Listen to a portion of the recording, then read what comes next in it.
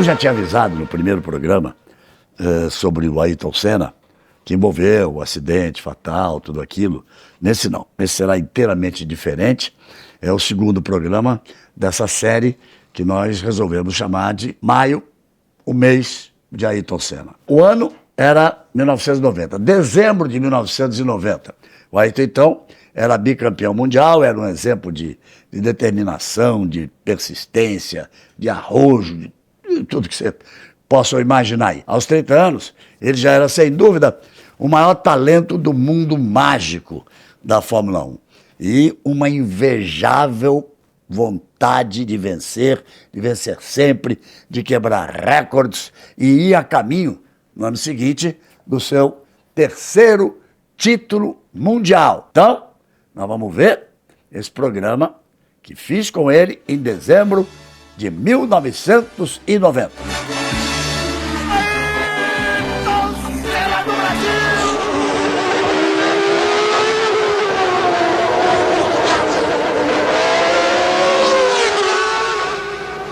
Olha, com amigos grandes profissionais da Globo, com o apoio do Ayrton, do seu Milton, pai dele, que também já não está com a gente, a pedido do Banco Nacional, que era o patrocinador principal, né, do Ayrton Senna, nem existe mais hoje o Banco Nacional, eu fiz um documentário sobre Ayrton Senna. E nesse documentário que vocês vão ver a partir de agora, vocês vão saber de muita coisa. Pela primeira vez, ele falando sobre essas coisas. Vão saber como o nosso Ayrton encarava o mundo louco em que ele vivia, esse mundo meio louco de todos os pilotos de automóvel, principalmente da Fórmula 1. Vocês também vão ter a dimensão da determinação dele atrás de recordes, de vitórias e, sobretudo, de títulos, como foi a vida inteira dele como profissional. E vão ver também, isso aqui é muito interessante, vão ver pela primeira vez, um pouco da intimidade dele, do convívio com a família, com os amigos. Vocês vão ver de quem ele gostava, de quem ele não gostava, de quem ele não gostava nem um pouco. E ele vai falar, por exemplo, o melhor carro que ele dirigiu na vida dele em toda a carreira. Essa entrevista, lances de corrida, de pistas, tudo, mas a entrevista foi gravada na casa dele em São Paulo. Então vou dizer uma coisa para vocês. Respire fundo. Aí vai lá, dá um clique, deixa aí o seu like, presta atenção no nosso eterno campeão. Vamos fazer o seguinte, vamos voltar no tempo, bora lá, voltar para dezembro de 1990. Ayrton, o que se passava na sua cabeça naquele ano de 1984? Bom, primeiro de tudo eu vinha muito mal acostumado, eu estava acostumado a ganhar. Tudo que eu fazia, todas as categorias que eu passei, eu tinha vencido. E eu cheguei na Fórmula 1 e a coisa não era bem assim. Com a Toleman de início, era um carro longe de qualquer possibilidade de vitória. E já no Brasil, no Rio, no Jacarepaguá, foi a minha primeira corrida, não só de Fórmula 1, como de automóvel no Brasil. E durou poucas voltas o Grande Prêmio. E eu já percebi que eu estava meio numa fria. Mas o sonho era conseguir a vitória também correndo de Fórmula 1, lógico. Tudo começou quando ele tinha apenas 4 anos. O pai, o velho Milton, deu para ele de presente de aniversário um kart feito à mão na metalúrgica da família. Aos 9 anos, Senna participou de uma corrida pela primeira vez. Um circuito de rua em um loteamento em Campinas, São Paulo, e no meio de marmanjos de 18 anos. O grid de largada foi definido em um sorteio. Senna tirou o número 1 e conquistou a sua primeira pole position. Mas não acabou essa corrida. Estava na frente e quando faltavam 7 voltas, foi jogado fora, capotou e saiu da prova. Mas começava aí uma carreira de muitos títulos. Aos 17 anos, Senna era campeão sul-americano de kart. No ano seguinte, 78, foi bicampeão sul-americano e campeão brasileiro. Em 79, bi-brasileiro e vice do mundo. Em 80, tri-brasileiro e outra vez vice-campeão mundial. Em 81, com 21 anos, conquistou mais um título do kart brasileiro, o Tetra, e começou a conquistar a Europa. Foi campeão inglês de Fórmula 4 1600. Em 82, conquistou o campeonato inglês e também o campeonato europeu de Fórmula Ford 2000. Em 83, já campeão inglês de Fórmula 3, Ayrton Senna teve um primeiro contato com a Fórmula 1. Foi no autódromo de Donington Park, na Inglaterra.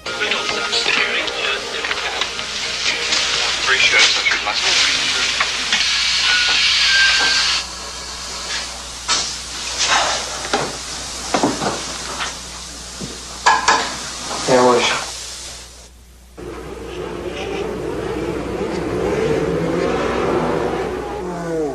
Era uma Williams que na véspera tinha corrido o GP da Inglaterra.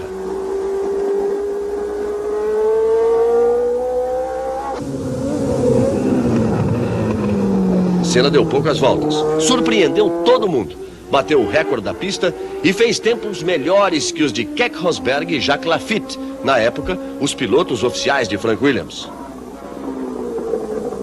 É um degrau maior apenas, não existe nenhum grande problema. Parece que não tem segredo nenhum. Então, Emerson foi aquele que abriu as portas para todos nós, aquele que venceu o primeiro título para o Brasil de Fórmula 1, continua sendo um bicampeão da Fórmula 1 e que depois de uma fase difícil, de um projeto que deixou muita mágoa, ele reconquistou a vitória, a credibilidade e deixou marcado de uma vez por todas que ele é um grande campeão nos Estados Unidos, conquistando o título da Indy, as 500 milhas de Indianápolis. E tá aí, deu a volta por cima e mostrou para todo mundo o campeão que ele é.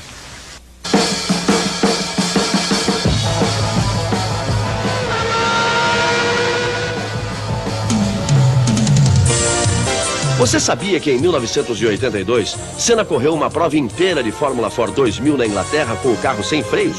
Os mecânicos não acreditaram, mas quando no final da prova verificaram as pastilhas, viram que elas estavam geladas.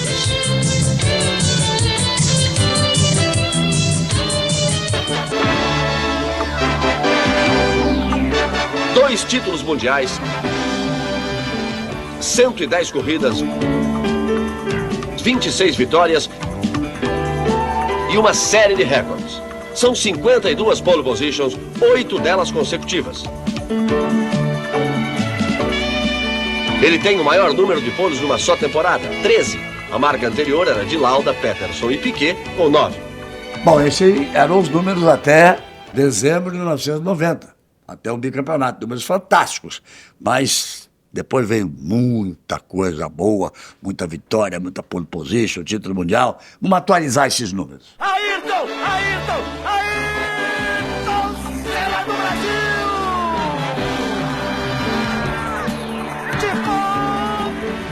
É um obstinado pela velocidade, que só para 2 meses por ano para reencontrar o Brasil, a família, os amigos. E aqui a gente passa a conhecer um outro Senna. Um homem que não gosta de badalação, mas que adora uma molecagem. Ai! Ai!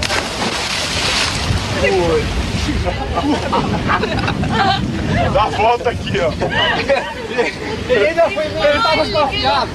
Ele tava desconfiado. Ele tava? Ele fez assim. Olhando, não, assim, ele não foi lá. Eu achei que ele ia ali assim, né?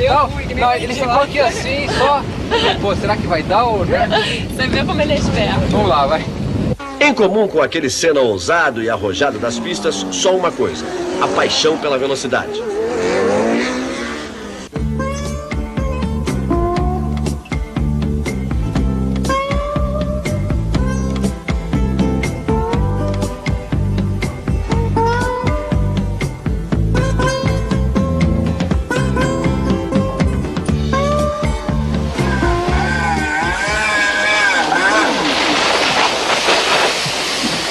Sorte que eu não mirei aí, hein? Eu gosto de viver perigosamente. Fortes emoções. Talvez isso explique um dos recordes de Senna nestes 7 anos de Fórmula 1. Certamente o principal deles. O recorde de pole positions, que ratifica para ele o título de um piloto mais veloz do mundo na atualidade. Só para se ter uma ideia da dimensão desta marca, 52 poles em 110 corridas, basta lembrar que o recorde anterior era de Jim Clark com 33 poles. A cada 2 corridas está o Senna largando na frente.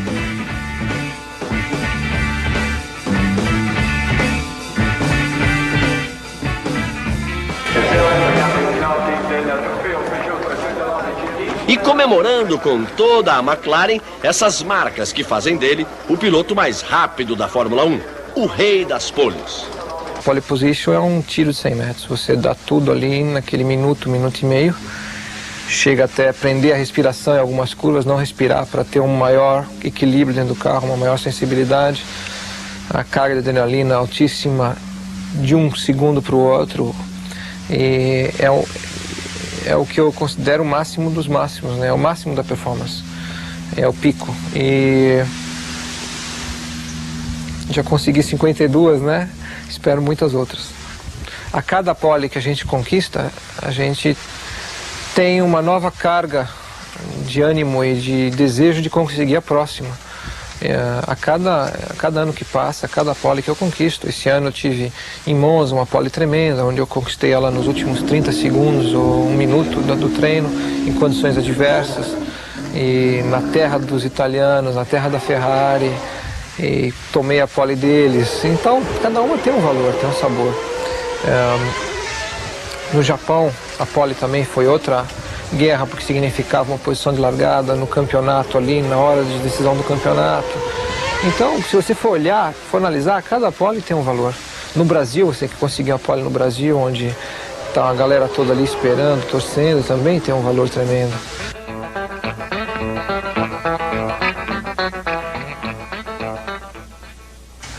Mas de todas as poles, aqui eu tenho uma memória especial, é essa de Portugal 85. Foi meu segundo ano de Fórmula 1, a primeira oportunidade que eu tive de realmente estar na pole. Foi em Portugal, segunda prova do campeonato. E foi uma emoção tremenda. E não só aquele final de semana, foi o final de semana da pole, da vitória, do recorde, enfim, foi completo.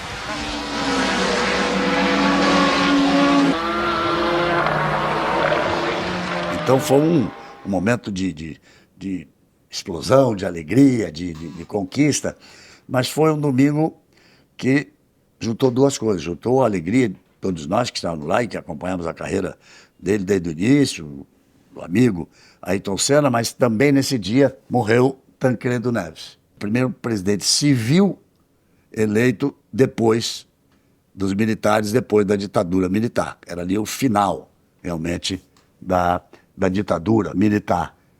Tancredo foi eleito, mas já estava doente, ficou internado no hospital, algumas cirurgias, e acabou não resistindo. Não foi empossado, no lugar dele entrou como primeiro presidente civil, depois da ditadura militar, José Sarney, para cumprir o mandato. Então foi um domingo também de tristeza pela morte de Tancredo Neves. Não é à toa que esse Senna dominado pela velocidade tente agora dominar outra máquina, o avião.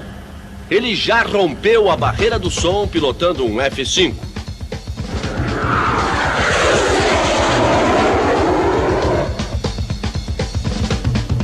Ele já fez acrobacias no Mirage. Eu já experimentei caça supersônico, que é diferente. Já virar de perna pro ar, andar 20 metros de altura, supersônico, que eu andei agora na Austrália. Tudo isso é diferente. Aí muda de figura. Senna comprou um jatinho e tem um helicóptero, que é o seu atual meio de transporte aqui e lá fora. Mais um dos muitos hobbies de um piloto profissional. É um hobby também dos melhores. É difícil de domar o bicho e, por outro lado, você pode voar lento, devagar, ver tudo o que você quer ver, é super prático e é uma das melhores aquisições que eu fiz até hoje. Lá em cima ou aqui embaixo, o que é pior? São emoções diferentes. O risco é bem mais calculado lá em cima, quando você está num avião, num helicóptero, do que num carro de corrida. Num carro de corrida você se expõe a limites extremos, né? E muitas vezes o inesperado acontece, de um pneu furar, ou um óleo numa curva mal sinalizado, uma quebra de motor, um próprio erro seu numa aproximação de curva, quando você está tentando aquele décimo a mais ou aquele centésimo. Então o risco é maior num carro de corrida. Senna tem medo de se machucar. Isso ele confessa. Mas a verdade é que, apesar do estilo ousado E do fato de ser hoje o piloto mais veloz da Fórmula 1, Senna é cuidadoso. Se envolveu muito pouco em acidentes. Eu não penso nem poucos nem muitos, eu penso normal. Eu acho o seguinte, pouca gente leva em consideração exatamente esse fator, que desde que eu corro de Fórmula 1, na verdade, desde os tempos do kart, com exceção de 84 na Fórmula 1, eu sempre larguei na frente. Não sempre na pole position, mas na primeira fila. Primeiro ou segundo lugar, eu sempre estive ali na frente. Se você larga na frente constantemente, você está mais exposto de qualquer outro a se envolver a brigas boas, porque quem está na frente está lutando para vencer e não está ali por brincadeira. Alguns, está certo, foram polêmicos e decisivos, como os de 89 e 90, os dois no Japão. No primeiro tiro, me acertaram, no segundo saiu pela culatra, né? Mas o primeiro atiraram com intenção de acertar, né? 89 foi uma situação infeliz. Houve a batida entre eu e o Prost, depois ainda voltei à pista, fui pro box, me recoloquei, voltei à pista, venci, depois me tiraram a corrida. E em 90 foi exatamente 8, 9 segundos, né? Foram, não mais do que isso. E foi uma situação inesperada para mim, porque o Prost naquela situação não podia nunca se aproximar de mim. E conhecendo ele, eu nunca esperava que ele fosse se aproximar. E fui realmente com tudo mesmo para a primeira curva, porque eu tinha tudo para ganhar e ele tudo a perder, então eu não esperava que ele fosse entrar. E quando ele entrou, só foi pedaço que voou mesmo, não teve jeito.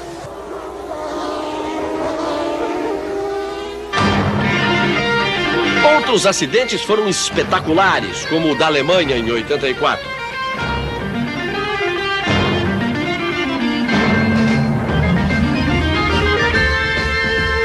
Ali foi um susto tremendo. Eu estava vindo da Inglaterra, onde o meu companheiro de equipe tinha se quebrado todo. Bateu de frente no guarda-reio, o carro quebrou no meio, ele se machucou muito. E eu sabia que esse carro não tinha resistência para bater de frente. Dali eu descobri. E na prova a seguir foi na Alemanha, com o tanque cheio, na quarta, quinta volta, a pleno, mais de 300 por hora, soltou o aerofólio traseiro. E nessa brincadeira o carro decolou a traseira, eu dei acho que uns 4 ou 5 360 sem saber para que lado eu estava virando, para onde é que ia. Eu só pensava no bico do carro, o nariz não pode bater de frente, tem que bater de qualquer jeito menos de frente. E por sorte, realmente eu bati de lado e fui arrastando o guarda-reio até parar, e eu sei que foi um susto tremendo. Quando eu saí do carro, joguei o volante no carro, que realmente eu senti que ali eu passei perto, né? E então foi uma situação muito perigosa. Mas um deles foi definitivo na vida dele. Aconteceu em Mônaco, em 88. 88, 12 voltas do final, com a corrida 50 segundos na frente. Perdi o rumo da curva lá e o guarda-reio entrou na minha frente, eu não consegui desviar. Também você estava a 50 metros de casa? Pois é, já saí do carro ali e já fui para casa. Tomei um banho, dei um deito. Vou contar uma coisa para vocês. Esse negócio, o Ayrton falando agora, mais de 50 segundos, poucas voltas, aí apareceu um guarda-reio e entrou na minha frente. Não é bem assim, não. Ele estava andando muito forte, muito rápido, era desnecessário naquele momento, naquela altura. Eu até na narração cheguei meio que a dizer, quando ele tocou, lá de dentro pode ter furado o pneu dianteiro direito, uma coisa dessa assim. Depois eu fiquei sabendo, por ele, que ele queria botar uma volta no Prost. Aí seria a maior vitória, quer dizer, botar a volta no segundo colocado, Alain Prost, em Mônaco, onde praticamente ninguém passa ninguém. Eu vi que ele caminhou para a esquerda, o túnel era para a direita. Terminou a corrida, veio, cadê o Ayrton? Não apareceu aqui, o Ayrton não apareceu. E eu disse ao Reginaldo Lemão, vai lá pros boxes, que eu vou para a casa dele, que eu tenho certeza que ele está em casa. Dali, de onde ele bateu 50, 100 metros para a esquerda, era o apartamento dele. E aí cheguei lá, toquei a porta da Campanha dos Fundos, eu estava hospedado lá, para Isabel, uma fantástica Isabel, já não está entre nós, uma portuguesa de Cabo Verde. Eu disse a ela chamava o Ayrton de um menino. E aí eu disse, o menino está aí? Ela disse, tá lá no quarto. O que ele está fazendo? Acho que deve estar a dormir. Aí eu vou, então vou lá. E ela falou, espera um pouco. É muito curioso esse momento. Ele diz assim, eu estava fazendo o jantar para vocês, eu mexia no feijão, olhava na televisão, o menino estava a ganhar. Eu mexia na carne, olhava na televisão, o menino estava a ganhar. Tocou a campainha, abri a porta, era o menino que estava na porta, não entendi nada. Eu falei, deixa comigo que depois eu te explico. Eu só conheço um jeito de guiar e é esse mesmo e não vou mudar, porque é aquilo que eu estava dizendo. Se eu deixar de ser quem eu sou, eu não vou ser ninguém. E vou perder exatamente a minha característica mais forte, que é aquela da determinação, do desejo da vitória, de acreditar que você pode vencer. Eu nunca guiei diferente e tenho certeza que vou continuar. Enquanto eu guiar, vai ser desse jeito. Você sabia que em 86 Ayrton Senna discordou de algumas indicações dos computadores da Lotus? O engenheiro-chefe da equipe, Steve Hallam, resolveu dar ouvidos a Senna e refez as medições. Senna estava com a razão.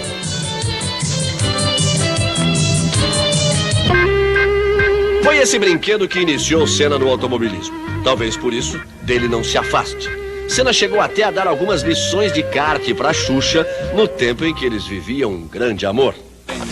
Prende o acelerador. Põe a mão aqui, tampa, tá vendo esse buraco? Tampa assim com a mão, que ele vai morrer. E aí olho pra cá e duro. Não, enfia a mão ali. Ele vai dar uma falhadinha assim e vai querer morrer. Senna, é melhor ela botar com a outra mão. Ele leva um choque. É melhor depois você aí, né? cruzar a mão. No kart foi a melhor escola que eu podia ter passado. E ali eu aprendi todas as manhas, né? Das mais simples às mais complicadas. A diferença básica é a velocidade final só num kart. Porque num kart você atinge 120, 130, no Fórmula 1 acima de 300. Essa é a grande diferença. Mas todas as outras coisas, a reação em curva, a retomada de velocidade, a freada, a ultrapassagem sobretudo, andar na chuva, mexer no kart, entender de Deus. O kart é sensacional. Agora, a velocidade máxima, realmente só na hora que você senta no Fórmula 1 que você pode experimentar o que é. Mas o kart é um esporte que traz uma emoção tremenda e um prazer enorme.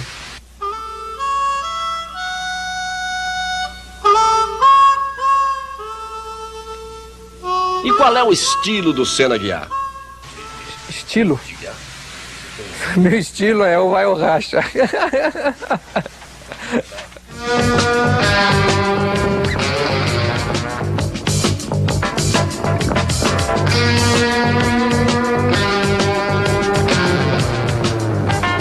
No Vai ou Racha de Ayrton Senna, outra das lições do kart, andar na chuva. Que na primeira corrida na chuva foi um desastre. Eu não sabia nem para que lado eu virava, de tanto cavalo de pau que eu dei, né? Tomei um pau tremendo. E como eu não tinha nunca treinado, e chegou na hora da corrida, choveu, e ali entrei, né, de gaiato, e tomei um pau daqueles, eu fiquei sem entender, porque no seco eu já me defendia. E a partir de então, eu resolvi aprender, né, e sempre que chovia eu ia para a pista treinar, e aprendi muito, e foi muito importante para minha carreira. Até virar o rei da chuva? Essa história de rei da chuva vem da Fórmula 1 já. Se bem que eu corri muito também na chuva na Inglaterra, de Fórmula Ford, de Fórmula 3. Não, depois foi Mônaco em 84, quando eu quase venci, né, entre aspas, né? Porque o rei da chuva não deixou. Não deixou, exatamente, Jack Hicks. Com 1 hora de corrida eles paralisaram a prova, eram 2 horas de prova, justo na hora que eu estava passando o Prost, né? E como foi a minha primeiro grande resultado, né? Valeu com mais que uma vitória, na verdade, aquela prova, com a Toleman. Ali então começou a fama, né? Toda corrida, quando pintava água, eles falavam, já tem vencedor marcado, né? E aí é muita responsabilidade, que você vê chuva, você já pensa, pô, tá todo mundo esperando que barbada, moleza, né? E mal sabem eles que na chuva é um Deus nos acuda, né? Visibilidade, escorregão, então é um atrás do outro, né? Mas a gente se defende. Ayrton, qual é a sua pista preferida? Bélgica, Spa. Spa é o lado mais bonito de guiar e mais emocionante, porque a gente é uma pista longa, você tem subidas, descidas, curvas de altíssima velocidade, freadas fortes. E é uma prova que eu venci 3 vezes já. Por coincidência, onde você mais ganhou? Não, 3 vezes não, 4 vezes. Onde você mais ganhou? Venci 4 vezes lá, então... mas não é porque eu gosto que eu venci, é que realmente é uma pista que deu certo até hoje.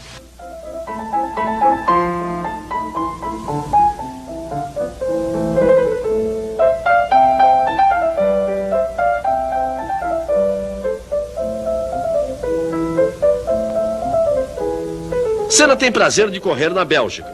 A gente tem prazer de ver Senna correr em qualquer pista do mundo. Por isso, 15, 16 vezes por ano, o Brasil ou acorda mais cedo ou vai dormir mais tarde de olho na TV.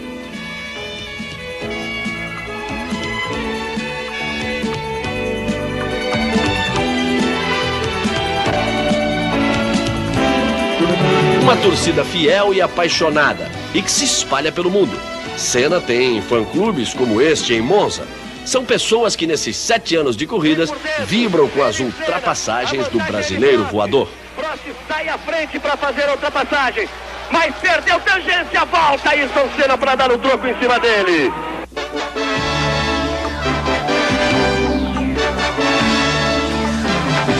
Qual foi a grande ultrapassagem da sua vida? Grande ultrapassagem. Aí complicou, Galvão. Não deve ter nenhuma marcante, senão você já... A primeira delas foi em 88, quando eu passei o Prost no Canadá, na entrada pro Hairpin ali. Foi a primeira vez que um ultrapassou o outro naquele ano. E eu me lembro dessa boa. Mas... E a do Japão de 80? Não, calma. E depois dessa foi justamente quando a gente veio no Japão, que fiz uma corrida tremenda, uma das melhores corridas na minha carreira. E a passada que eu dei nele também, que acabou dando a vitória, né? No campeonato, na corrida e por aí afora. E quais é que você faz questão de esquecer? Esquecer? Não, eu não quero me esquecer da de 89 no Japão, não, porque dela eu aprendi muito. E entre as dificuldades e os prazeres mais tarde, eu me armei muito. Me armei para o que desse e viesse. E tem aquela de San Marino em 1989, logo no início da prova, quando você fez a ultrapassagem, e o Prost acusou de que existia um acordo de ninguém passar ninguém e que você teria descumprido o acordo. Mas, que nem eu falei, vindo dele, nada me surpreende. E aquilo foi apenas uma desculpa dele. Portanto, não tem nada que pensar naquela ultrapassagem. Foi uma entre tantas outras que eu fiz em cima dele. E tem a do Nakajima, Brasil 90. Não, se for pensar por aí, vai ter um montão para esquecer, né? Porque o que eu me enrosquei com corrida ganha, como também em 88 mesmo em Monza, com o Schlesser no finalzinho, que é um retardatário, também me enrosquei com ele, e com o Mâncio tantas outras vezes. Mas é assim mesmo, corrida não é largar na frente, liderar a corrida inteira, chegar no final, quadriculado, ou então largar atrás, ficar esperando o pessoal se enroscar, bater, quebrar e chegar com a corrida na mão. Exatamente, mas não é o meu estilo. Meu estilo é outro, é conquistar cada vitória e vencer mesmo. É por aí que vem o prazer de correr e ganhar. Se você fica só naquela esperando, o prazer é uma fração. E eu corro pelo prazer de ganhar. O segredo dessa fixação pela vitória pode estar na tradução do nome dele para a linguagem simbólica dos ideogramas japoneses. Ayrton quer dizer ardor consagrado no vocabulário dos desenhos orientais. Um ardor que ele vai buscar no esporte e que ele trata de manter também através do esporte. Porque uma das primeiras coisas que ele aprendeu na Fórmula 1 foi de que piloto, para ser vitorioso, tem que ter fôlego, resistência. Eu estava acostumado a fazer corridas de meia hora, 40 minutos. Quando eu cheguei na Fórmula 1 era 1h30, 2 horas, e o carro mais pesado, tudo, calor tremendo. E na segunda prova do campeonato eu consegui fazer a prova inteira, o carro aguentou. Eu terminei em sexto, conquistei o primeiro ponto, mas foi uma corrida tremenda, porque na metade eu já estava pedindo água, não estava aguentando mais. E após a corrida eu não consegui me mexer, me tiraram do carro e colocaram numa cama lá, e ali eu fiquei por algumas horas. Antes da metade da corrida já, o carro estava impossível, tinha um peso, o volante, na volta de aquecimento, com o tanque até a tampa, eu parei e falei pro engenheiro que estava impossível de guiar, de tão pesado que estava o volante. Aí não tinha mais o que fazer, foi assim mesmo, mas eu não conseguia guiar o carro, rapaz, impossível. Um peso que eu nunca senti na minha vida, pô. Aí depois foi jogo duro, porque deu espasmo muscular e eu nunca tinha experimentado aquilo antes. E foi uma dor tremenda, mas valeu.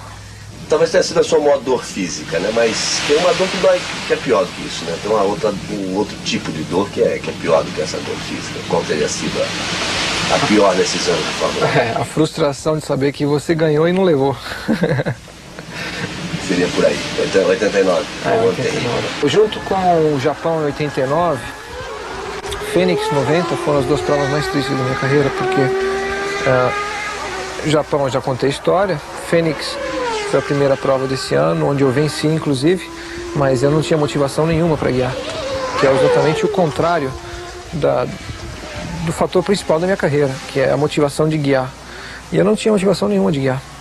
Embora eu tenha vencido a prova, foi uma vitória sem sabor, sem gosto nenhum. E só após Fênix vindo ao Brasil, que foi a prova seguinte, com o entusiasmo todo da torcida, que era enorme ali em Interlagos, é que eu reencontrei um sabor, um gosto em guiar, em lutar por uma vitória. E ali eu me reencontrei novamente e peguei o fio da meada onde eu tinha deixado em 89 e fui em frente.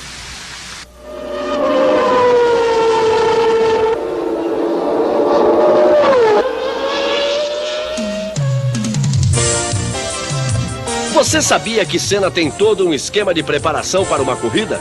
Segue um programa de condicionamento físico, outro de alimentação especial. Mas quando ele entra na pista, explode coração. A frequência cardíaca de Senna numa prova é de 150 batimentos por minuto. Nos picos da corrida, chega a 190. A frequência normal é de 60 batimentos.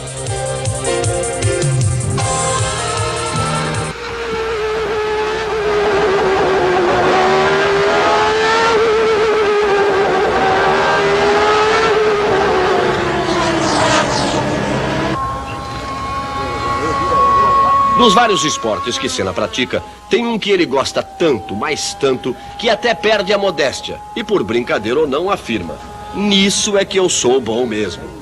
É um hobby que eu aprendi em 85 e a gente foi sofisticando e vai por aí. Hoje tem aeromodelo que recolhe trem de pouso, baixa flap, tem motor carenado, voa mais de 200 km por hora. Também é um desafio você domar, porque voando sempre baixo, que é onde vem a emoção, um descuido é um modelo a menos, né? É só carro que voa. Então é um brinquedo bom também.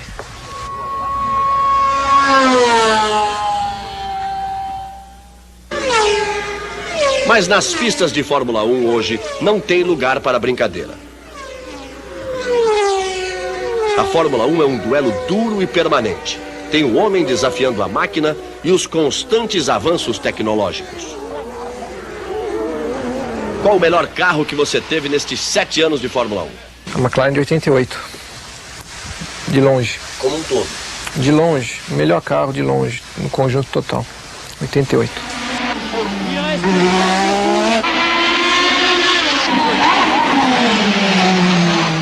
Resposta firme de Ayrton Senna, né? Volto a repetir. Dezembro de 1990, material inédito. Ele pensou, não. Melhor carro que seja... A McLaren campeã, 1988. McLaren MP4/4, motor Honda Turbo. Sem dúvida, foi o melhor carro que eu também vi na pista. Esse aqui, quer ver? Dá uma olhada aí. Gostando desse carro, tem um em casa. Lógico, não tem motor, não tem câmbio, mas é ali uma carenagem oficial recuperada pelo grande Ademar Cabral, que faz coisas maravilhosas com construção de carros e recuperação de carro. Ele falou que esse era o melhor carro que ele dirigiu na vida. Então, é uma coisa que eu guardo com muito carinho.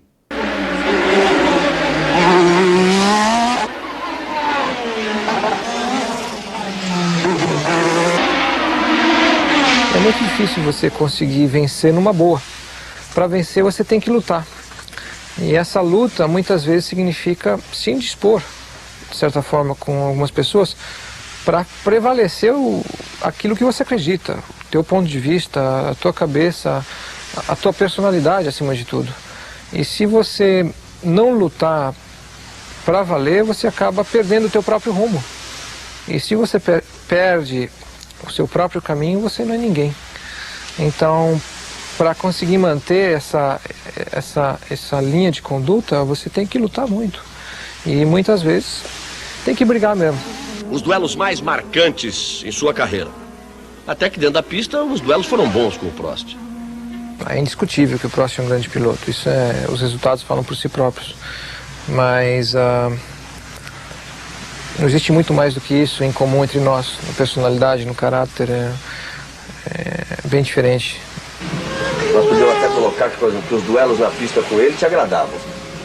Era difícil, jogo duro, porque ele era um piloto extremamente experiente, conhecia o carro, a máquina melhor do que ninguém.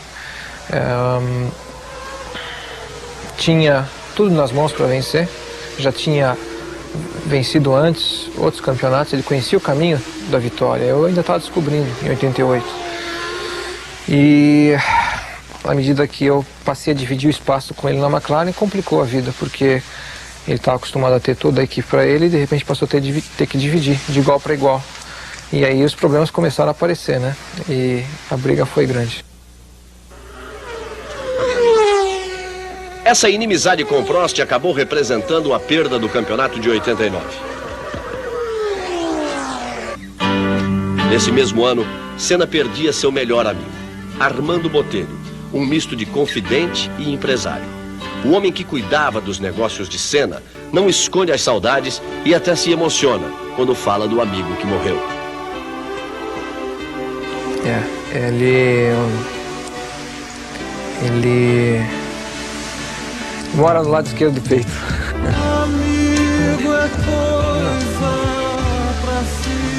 É pra sempre. É isso aí. Debaixo de 7 chaves, dentro do coração, assim falava a canção que na América. Outro amigo que Senna guarda do lado esquerdo do peito é Gerard de Carouge, ex-projetista da Lotus. Ayrton não esquece as lições que recebeu do mestre engenheiro francês, nem de todo o estímulo que ele deu no início de uma carreira então difícil.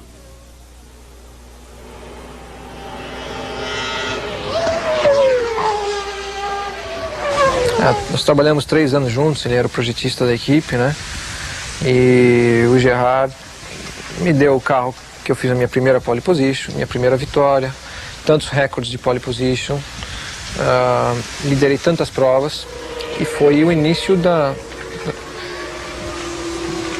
das vitórias. Então, embora eu não tenha vencido um campeonato, eu tive grandes alegrias. Foi difícil, a gente teve muitas frustrações, mas a gente teve grandes alegrias, e nesses 3 anos eu adquiri uma experiência que foi indispensável para depois de 88 conquistar o meu primeiro título. Então eu guardo do Gerard um amigo, um professor em aprender a mexer em carro, entender sobre carro de corrida. Ele é um apaixonado por corridas, um entusiasmo incrível, otimista a extremo. Mais do que devia? Às vezes até, mas é um cara que pensa positivo e além da parte profissional, ele tem o lado do coração, onde ele dá realmente tudo de si pelo objetivo da vitória. E isso é muito importante, porque ao final de tudo, vencer é possível. E muitas vitórias eu já obtive. Mas o importante em cada vitória foi a emoção que aquilo tudo trouxe para mim. Todo o prazer que aquilo trouxe, sendo por uma conquista tremenda, ou sendo por um desafio maior, sendo por uma sensação de guerra até, e de vitória numa guerra. Então, as emoções. Sem todas essas emoções, não teria valor nenhum a gente correr. Quero deixar bem claro de como era naquela época o Gerard de Carouge. A última corrida do ano seria o Grande Prêmio do Japão. O ano, 87, último ano do Senna na Lotus. Nelson Piquet, tricampeão do mundo, em 87. Sendo a última corrida, o Gerard de Carouge não foi a última corrida, porque ele estava na fábrica terminando o projeto do carro que seria do Nelson Piquet no ano seguinte. E aí nós estávamos no avião, sentados no avião, eu vi o Ayrton lendo uma carta. Eu vi que ele se emocionou. E fiquei olhando para ele, ele falou, lê isso aqui. Olha só que coisa. Era uma carta do Gerardo Carruge e, dentre as muitas coisas que ele dizia, tinha uma que mostrava quem era ele, o carinho realmente que ele... e o respeito e a admiração que tinha por Ayrton Senna. Num determinado momento ele dizia assim: eu quero pedir desculpas por nunca ter conseguido lhe dar um carro à altura do seu talento para que você, nós juntos, pudéssemos conquistar o título mundial. Me desculpe, me perdoe. Fantástico. Bandeiras brasileiras agitadas, o público de pé, Ayrton Senna, bandeiras matriculadas. Brasil! Bate no capacete, Ayrton Senna do Brasil! Vencendo de forma incrível o Grande Prêmio do Japão. Senna cruza. 2 segundos e 2 à frente de Nannini. Mas quais, dentre todas essas vitórias, Senna considera as mais importantes, as mais brilhantes, as mais sensacionais, as mais emocionantes? Japão, 88. O Brasil inteiro aguarda. Ayrton Senna ergue o punho, vibra, é a vitória. Ayrton Senna do Brasil! Campeão mundial de 1988! A explosão da emoção de Senna. Uma corrida fantástica. Um título impressionante porque ele veio de 16º colocado. Itália, 89. Não, Itália, 90. De Monza, aí vem Senna, na ponta dos dedos, Ayrton Senna do Brasil! De ponta a ponta vence o Grande Prêmio da Itália! De ponta a ponta, finalmente Senna vence em Monza!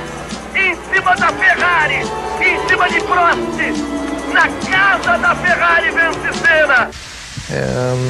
Bélgica, 90. Vai puxar a primeira perna para a esquerda, puxa para a direita. Aí vem Senna para mais uma vitória, 25ª de sua carreira. Aí vem Ayrton Senna para vencer um passo enorme no campeonato. Ayrton Senna do Brasil! Ayrton Senna do Brasil de ponta a ponta vence o Grande Prêmio da Bélgica. Senna, 3 largadas, pole position, sempre na frente, sem nenhum erro. E Japão, 89 também, porque eu ganhei aquela corrida. O que importa é isso. Na pista ele cumpre o seu papel, mostra o seu valor e a sua capacidade.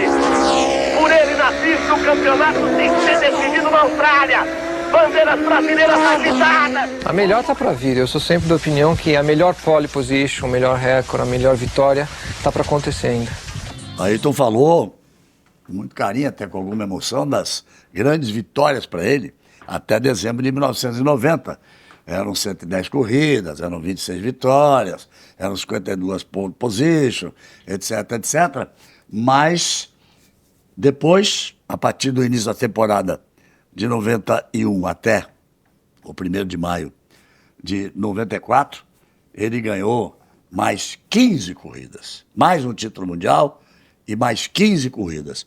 É claro que se ele hoje estivesse aqui dando essa entrevista, ele teria se referido a 91 e 93, as 2 vitórias que ele tanto sonhava em Interlagos no Grande Prêmio do Brasil. Você sabia que Ayrton Senna já chegou a se assustar com a sua determinação de sempre andar mais rápido? Foi nos treinos para o GP de Mônaco 88. Ele já havia conseguido a pole com mais de 2 segundos sobre Prost, mas não parou. Deu mais uma série de voltas a toda velocidade para saber qual era o seu limite, qual era o limite do carro. Conseguiu aí tirar 100% da máquina. De repente, se tocou no risco que corria, saiu do carro e não mais guiou naquele dia. E essa entrevista terminou, eu propus e ele aceitou. Vamos fazer um bate-pronto? Um bate-volta? Faça a pergunta, você responde imediatamente da forma mais sucinta possível. De que ele gostava, de que ele não gostava, o que ele mais gostava, de que ele menos gostava. Ele vai falar do Jean-Marie Balestre, e para vocês entenderem direito, o Jean-Marie Balestre foi o cara que tirou a vitória dele em 89, que ele tinha tudo para ser campeão do mundo, né? E aí eu poderia ter em 90, em 91, ter gritado tetra, antes do tetra da seleção brasileira. Ele, Prost bateu de propósito dele, Ele foi empurrado porque o carro estava em lugar perigoso, perdeu o bico, parou no box, botou outro bico, voltou para a pista, passou o Danilo e ganhou a corrida.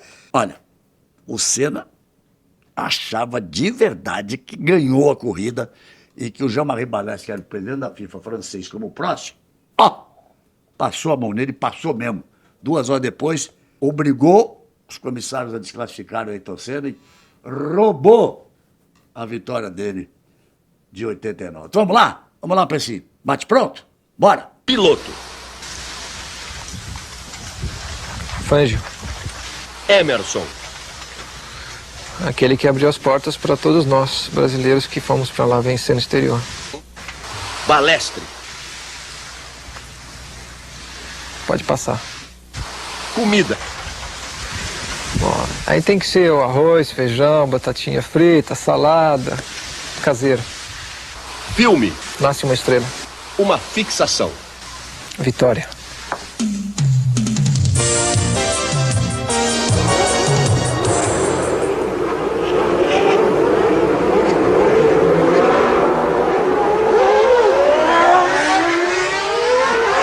Bem, amigos do canal GB, eu volto a repetir. Esse documentário foi feito para o Banco Nacional, que hoje não existe mais, feito com alguns amigos profissionais de primeira grandeza da Globo, uma parceria para fazer isso, minha e do seu Milton Guirado, do Milton, meu querido amigo Milton, que recentemente também nos deixou, o pai do Ayrton. Eu espero que vocês tenham gostado, tenham visto um Ayrton um pouco diferente, né? Porque esse mês de maio, dos 30 anos do acidente de Imola, ficou tudo muito em cima do acidente, da tristeza, da morte, no dia que ele nos deixou. Por isso, aqui no canal GB, nós resolvemos o mês de Ayrton Senna. Fizemos o primeiro programa, essa é a segunda, vem mais coisa por aí, porque aí eu pude contar algumas coisas do meu querido amigo Ayrton Senna do Brasil. E para terminar, um outro amigo, também genial, no violão, nas composições, nas músicas, meu amigo Toquinho. Ele me mandou um vídeo e disse: Galvão, isso aqui fiz pensando em você e no Senna. Eu disse: Toco, posso usar? Ele disse: é claro que pode. Mandei para você. Então, encerramos o programa com homenagem do Toquinho, tema da vitória, e com lindas imagens e com a arte única, inigualável do Toquinho.